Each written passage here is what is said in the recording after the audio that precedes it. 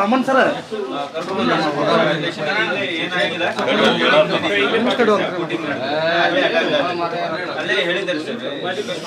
ದೂರ ಬರ್ರಿ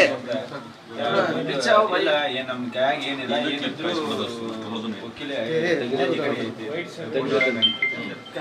ನಾ ಹೇಳಿದ್ರಿ ಏನಿದೆ ಅವ್ರು ಸಂಜೆ ಮಠ ಕುಂದಿರ್ಸಿದ್ರಿ ಅಲ್ಲೇ ಒಂದ್ ಸಹಿ ಮಾಡ್ಸಿದ್ರಿ ಅಲ್ಲೇ ಪೊಲೀಸರೇ ನಾ ಪರಿಚಯ ಇದಾರೆ ಅಪ್ಪಾರಿಗೆ ಆದ್ರೂ ಅವ್ರ ಏನಂತಾರೆ ಅಟೆಂಡ್ ಆಗಿಲ್ಲ ಅವ್ರಂತ ಪೊಲೀಸರು ದಿವಸ ಅವ್ರ ಜೊತೆ ಮಾತಾಡತಾರಂತ್ರಿ ಆದ್ರೂ ರೀಲ್ ಆಗಂಗಿಲ್ಲ ಅಂತ ಇದ್ ಮಾಡಿದ್ರು ನಮಗೂ ಯಾವಾಗ ಕೇಸ್ ಅಂತ ಅವಾಗ ಈ ಕೇಸ್ ಮಧ್ಯಾಹ್ನ 31 ವರ್ಷದಿಂದ ಈಗ ಅವ್ರಿಗೆ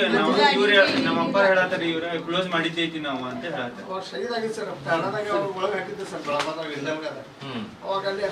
ಬಂದಾರ ಸರ್ ಮತ್ತೆ ಇಲ್ಲಿ ಬಂದ ಮೇಲೆ ಮತ್ತೆ ನಡುವೆ ಯಾವಾಗ ನೋಟಿಸ್ ಅದು ಯಾವ್ದು ಬಂದಿಲ್ಲ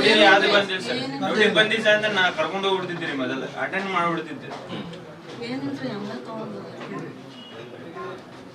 ಇಲ್ಲಿ ಈ ಏರಿಯಾದಲ್ಲಿ ಇವರೊಬ್ಬರೇನಾ ಅಥವಾ ಇನ್ಯಾರ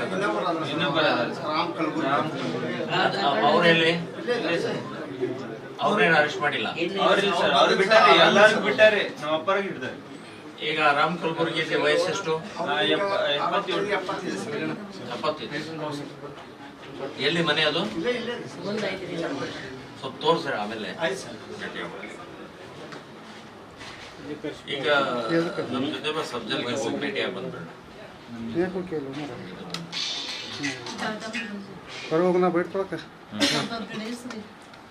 ಇವತ್ತು ನಾನು ಸಂಜೀವ್ ಬಡಸ್ಕರ್ ಜೊತೆ ಮಾತಾಡಿದ್ದೀನಿ ಇವತ್ತು ಅದ ಹಾಕಿದ್ರೆ ನಾಳೆ ಏನೋ ಆರ್ಗ್ಯುಮೆಂಟ್ ಇದೆ ಇನ್ನು 2 ದಿನದಲ್ಲಿ ಬರ್ತದೆ 2 ದಿನ ಆರ್ಗ್ಯುಮೆಂಟ್ ಆದ್ಕೊಳ್ಳೆ ಜಜ್ಮೆಂಟ್ ಆದ್ಕೊಳ್ಳೆ ಬಿಡ್ತಾರೆ ಯಾಕಂದ್ರೆ ಹಿಂದಿನ ಇದ್ರ ಜೊತೆಗಿದ್ದಂತ ಇದೇ ಕೇಸ್ನಲ್ಲಿ ಇದ್ದಂತವ್ರು ಬಿಟ್ಟಿದ್ದಾರೆ ಜಾಮೀನಾಗಿದೆ ಅದೇ ಆಧಾರದ ಮೇಲೆ ಇವ್ರದ್ದು ಆಗುತ್ತೆ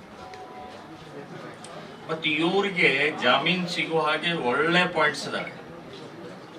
ಅವ್ರು ಬೆಳಗ್ಗೆ ನಾನು ಅವ್ರ ಜೊತೆಗೆ ಭಾಳ 10-15 ನಿಮಿಷ ಮಾತಾಡಿದ್ರೆ ಸೊ ಏನಿಲ್ಲ ಅವರು ಇನ್ನು 2 ದಿನದೊಳಗೆ ಬಿಡುಗಡೆ ಆಗುತ್ತೆ ಅಂತ ಹೇಳಿ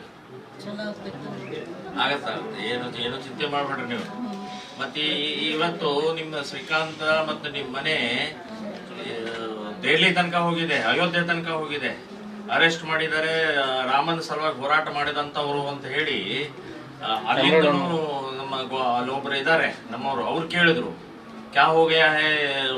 ಕರ್ನಾಟಕ ಮೇ ಅಂತ ಹೇಳಿ ಸೊ ನಾನು ಹೇಳಿದೆ ಹೀಗೆ ಎಲ್ಲ ಆಗಿದೆ ಅಂತ ಹೇಳಿ ಸೊ ಅಲ್ಲೂ ಚರ್ಚೆ ಆಗ್ತಾ ಇದೆ ಹಾಗಾಗಿ ಏನು ಚಿಂತೆ ಮಾಡ್ಬೇಡ್ರಿ ರಾಮನ ಸಲುವಾಗಿ ಇದು ವನವಾಸ ಅಂತ ತಿಳ್ಕೊಳ್ಳೋದು ಅಷ್ಟೇ ಒಂದೇ